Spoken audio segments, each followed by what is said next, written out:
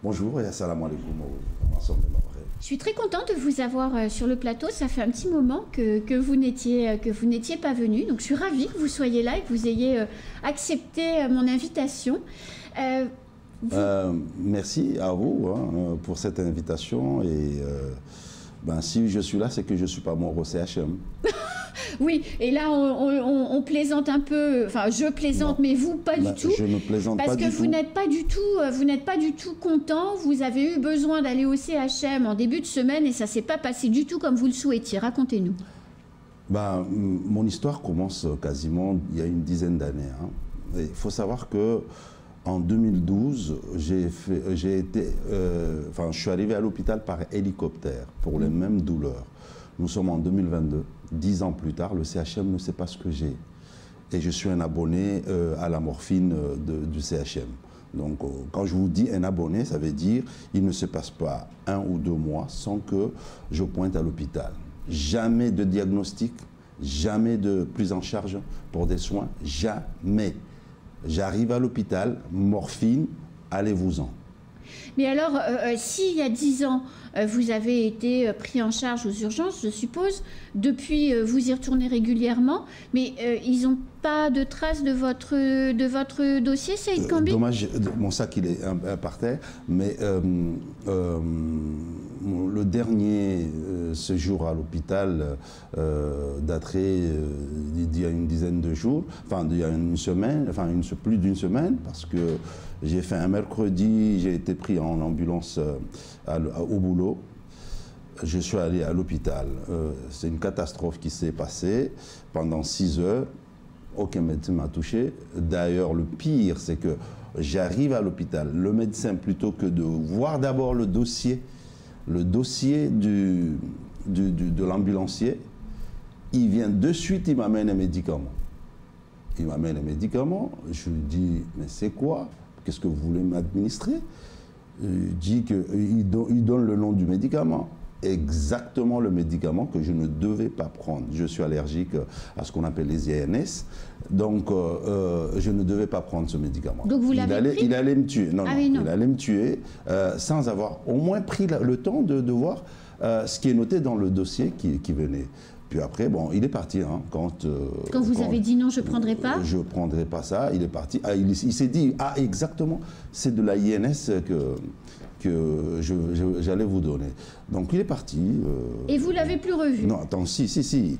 Il est revenu 2 heures plus tard avec 3 médicaments pour une forte dose pour eux, pour soulager les douleurs. Donc, il y a un vrai problème au CHM. Je ne suis pas le premier, je ne suis pas le dernier. Les histoires du CHM continuent. Maintenant, moi, je crois sincèrement que l'ARS et le CHM doivent commencer à penser réellement offrir des soins et prendre en charge les assurés sociaux. Parce que à l'hôpital de Mayotte, il y a une discrimination absolue de l'assuré social. Celui qui a la sécurité sociale, on le soulage des douleurs. Et on lui dit, va-t'en. Combien de Mahorais ont entendu cette expression? En 10 ans d'abonnement à l'hôpital, parce que je disais, en 10 ans d'abonnement à l'hôpital, je l'ai entendu plus de 3 fois. Vous avez la sécurité sociale, l'hôpital n'a pas vocation à vous soigner, allez voir ailleurs. Madame, croyez-vous que ma mère, ma grand-mère, ou mon cousin ou ma cousine qui n'a pas de travail, qui n'a pas les moyens, doit absolument aller se soigner à La Réunion et à Métropole? L'hôpital, parce qu'il est assuré social, il est discriminé au CHM? Donc, c'est des choses qui sont assez aberrantes et qui commencent vraiment à en avoir de très graves.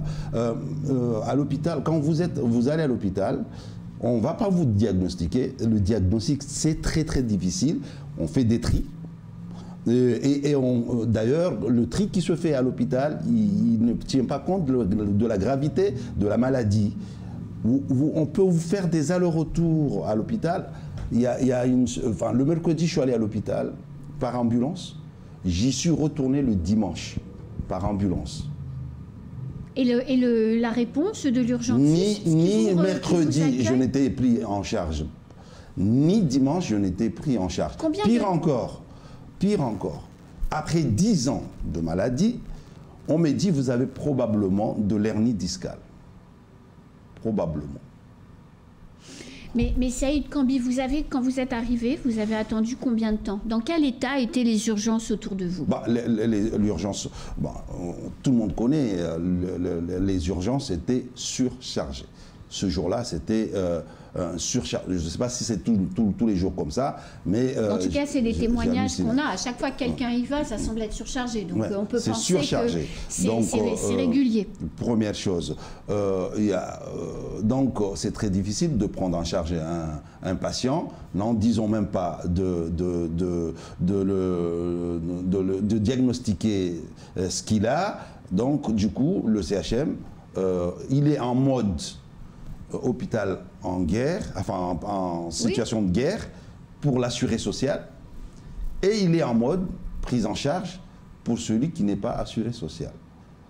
Mais alors, donc, si on capitalise sur votre mauvaise expérience, comment est-ce qu'aujourd'hui les habitants de Mayotte font pour se soigner? Parce que aller aux urgences, ça ne veut pas dire que l'on a failli dans son parcours de soins et qu'on ne mérite pas d'y aller. Enfin, il y a des situations où on a besoin d'aller fréquenter les urgences, quand bien même on a un médecin traitant à côté. Comment vous expliquez cette situation, Saïd Kambi? Cette situation, ce n'est pas à moi de l'expliquer. Cette situation, c'est à l'ARS et au CHM de l'expliquer. D'ailleurs, ils se doivent d'expliquer aux Mahorais quel est le projet, quels sont le plan, quels sont les délais. Et ce sont deux institutions qui ne répondent jamais aux Mahorais, qui ne disent jamais ce qui se passe chez eux et qui n'en parlent jamais. Il va quand même y avoir une extension de cet hôpital où vous étiez. C'est une aberration, madame. Les urgences, nous allons avoir une extension de l'hôpital. Nous allons avoir un deuxième hôpital à Combani. Près de chez vous, d'ailleurs. Près de chez moi. Donc l'abonnement sera à côté, quoi. On va avoir un deuxième hôpital. Mais posez la question au CHM. Posez la question au directeur de l'ARS. Quel est le plan pour former des médecins à Mayotte? En tout cas, il n'en existe pas. Quel est le plan aujourd'hui? Il y a des choses qui ont été annoncées, Saïd Kambi, sur l'attractivité, sur la formation des infirmières, l'attractivité, c'est une aberration, madame. C'est une aberration. Il faut qu'on le dise. Parce que, ce qui se passe au CHM, c'est qu'on attire quelqu'un, il vient de la métropole, il vient là pour 6 mois. Ce que nous ne savons pas, c'est que le CHM, par exemple, en matière de formation, il privilégie celui qui ne va pas rester à Mayotte. Celui qui vient pour 6 mois à Mayotte, il prend 3 mois de formation en métropole, il ne vient à Mayotte que de 3 mois. C'est une aberration. Nous devons absolument, le CHM, l'ARS, doivent absolument maintenant parce qu'ils lancent, comment je veux dire, quand on leur pose la question sur la formation, ils disent c'est l'éducation nationale. OK, mais on est dans une situation de pénurie. L'éducation nationale, le CHM et l'ARS doivent s'asseoir pour mettre en place les conventions nécessaires pour au moins, au minimum, qu'on fasse la première année de médecine à Mayotte. Mais c'est le cas, il y a eu un premier... le rectorat a mis en place la formation. Il y a un premier jeune Mahorais qui a réussi le concours. Il a réussi le concours. Il est entré en 2e année d'école de médecine. Attendez, c'est génial, c'est tellement génial. Je vais vous donner une autre chose. Non, mais je vais vous dire autre chose, madame. L'école d'infirmière, x4 le nombre de places ouvertes cette année. Vous venez là où ça me gratte le plus. Écoutez. Sur l'IFSI. La formation des infirmiers. On forme 30 infirmiers tout pour 3 ans. 30 infirmiers pour 3 ans. Oui. On les prend au CHM, on les pousse dehors. Tous les Mahorais quittent le CHM. Tous les Mahorais, les jeunes Mahorais quittent le CHM. Et pourquoi? C'est au CHM de répondre. Les jeunes Mahorais, les jeunes infirmiers Mahorais, ils vont tous dans le libéral. Il faut poser la question pourquoi. Pire encore, on ne leur donne pas la possibilité. Par exemple, en matière de ce qui est, comment on appelle ça, les pratiques avancées. C'est quoi les pratiques avancées? Les pratiques avancées, c'est que l'infirmier peut se spécialiser. Ah oui, d'accord. L'IFSI Mayotte ne se spécialise pas nos infirmiers. Il n'y a pas une formation de spécialisation dans l'IFSI Mayotte. il faudra y penser. Deuxième chose, quand un jeune Mahorais décide d'aller se former, le CHM l'abandonne, ne l'accompagne pas. Il y a eu le cas d'une jeune fille du CHM qui est partie, qui voulait faire des pratiques avancées. Oui. Elle est partie se former 2 ans. Bon, elle était gentille, elle aime Mayotte, elle est revenue quand même au CHM. Elle est revenue retoquer la porte du CHM alors qu'elle était très très fâchée. J'ai le cas et ce qui est aussi extraordinaire, on a un manque de médecins. Une jeune fille du CHM, infirmier, demande à partir pour des études de médecine. Le CHM ne l'accompagne pas.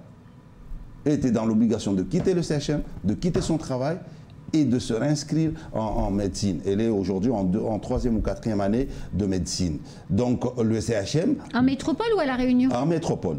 Donc le CHM ferait mieux d'accompagner ceux qui vont rester sur ce territoire. Parce que le CHM accompagne ceux qui vont quitter le CHM. On privilégie celui qui va quitter. Peut-être c'est pour l'attractivité, mais c'est une aberration. Ceux qui sont là doivent aussi être accompagnés afin d'améliorer le niveau des soins ou le niveau c'est même pas le niveau des soins, le niveau de prise en charge sur Mayotte. Donc, nous devons absolument... Alors, par rapport à votre situation, par rapport à ce que vous avez vécu, par rapport au fait aussi que vous nous avez dit que vous étiez amené régulièrement à vous rendre à l'hôpital ou aux urgences, qu'est-ce que vous allez faire du coup? Parce que la prochaine fois que vous y retournez, il va se passer la même chose. Donc, comment vous allez faire en sorte que ça ne se reproduise pas? Déjà, la première chose que je vous dis... sur des bruits de couloir, on m'aurait dit, mais vous êtes le suppléant du député. Pourquoi n'avoir pas... C'est pas un bruit de couloir, ça c'est la vérité. Non, non, non. Ou alors j'ai pas bien regardé le bulletin. Non, c'est ce que je veux dire. C'est ce que je veux dire après. C'est ce que je veux dire après. On me dit, mais pourquoi vous appelez pas à la direction où vous aurez une évacuation sanitaire? Ah bon? Et mon oncle et ma tante qui n'est pas suppléant de député, il doit mourir à l'hôpital. Je comprends ce que vous voulez dire. Donc moi, en tout cas, ce dont je veux faire, tous mes dossiers qui concernent ces douleurs-là que le CHM refuse de diagnostiquer depuis plus de 10 ans, tout ce dossier-là, à chaque fois que je suis allé à l'hôpital, mon dossier fait déjà une bibliothèque. Et ce dossier-là, le CHM aura ma mort sur le dos, parce que ma famille attaquera le CHM, c'est sûr, sur cette affaire. Il faudra qu'on s'y arrête, il faudra qu'à un moment, on prenne en charge le Mahorais quand il va à l'hôpital. Il faudra absolument que des choses changent sur ce territoire, qu'on arrête de mépriser le Mahorais, de comment je vais dire, de le discriminer dans ce qui est son droit. L'usager au CHM, en parlant de qualité au CHM, faites une enquête de qualité sur le CHM. Venez me voir. Si vous trouvez 5% de satisfaits, d'assurés sociaux satisfaits, je quitte mon boulot. Non, mais je n'en demande pas autant. Non, je quitte. Non, mais c'est aussi grave. C'est aussi grave. Mais il n'y a pas que ça. Il n'y a pas que ça. Il y a une chose aussi. J'étais hospitalisé quelques jours avant l'arrivée du ministre. Avant l'arrivée du ministre, le CHM, c'est extraordinaire, comment je vais dire, à réaménager l'accueil des urgences. Juste pour l'arrivée du ministre. Mais manque de peau, suppléant du député, malade, emmené à l'ambulance, quelques jours avant l'arrivée du ministre, on me fait passer par derrière. C'est comment je vais dire, exécrable. C'est comment je veux dire, c'est sale, c'est pas entretenu, il y a de la moisissure, c'est une catastrophe. J'ai vu cela. Et le ministre, on l'a fait passer exactement là où on a préparé, parce que sur mon lit d'hôpital, je peux même vous montrer une photo, ce jour-là, c'était le jour où le directeur devait passer pour voir pour s'assurer que là où va passer le ministre, ça sera bien fait. Donc, j'étais sur mon lit d'hôpital, ils sont passés par là. Mais ils ne sont pas passés, on n'a vraiment absolument pas montré au ministre là où il y a les problèmes. Les problèmes doivent être montrés. Ça, quelque part, c'est un peu non, logique. mais les problèmes doivent être montrés. Pour que peut-être à ce moment-là, ça aurait touché le cœur du ministre et dire ah, un hôpital de la République française ne peut pas être à cet état-là. C'est donc un long combat qui commence pour vous, Saïd Kambi. C'est un très très long combat. Et peut-être que qui sera conclu par ma mort au tribunal, mais c'est un combat sur lequel je vais y revenir ici. Je vais crier attention, madame. Quand toute une journée pendant 6 heures, tous les 2 heures, on m'a proposé un médicament sans qu'on me touche. Pire encore, on ne m'a même pas pris la température, ni la tension, ni rien du tout. J'arrive à l'hôpital, 6 heures, même pas la température. Même pas la température. Mais c'est le b.a.-ba de l'hôpital, c'est le minimum qu'on fait à l'hôpital. Dernière chose, et après, on me donne des médicaments et quand je refuse, après 6 heures, quand je refuse de prendre des médicaments, le médecin me dit, alors là, il faudra que vous vous en allez. Je dis, ok, l'hôpital refuse de me soigner. Le médecin n'a pas voulu accepter de l'affirmer. Mais à la fin, je lui dis, savez-vous que je suis le suppléant du député? Savez-vous que je suis le suppléant du député? Le médecin n'est plus passé par le coin. Il est fâché, il n'est plus passé par le coin. Et le lendemain matin, il y a eu une réunion de service que je suis au courant, sur lequel il a été monté des bretelles. Et d'ailleurs, je crois même qu'il va être exfiltré pour qu'on n'en parle plus. Donc c'est comme ça que ça se passe. Vous avez des informations que nous n'avons pas. En tout cas, merci Saïd Kambi. Bon courage pour votre combat. C'est la fin de ce temps de parole. Tout de suite, la suite de nos programmes.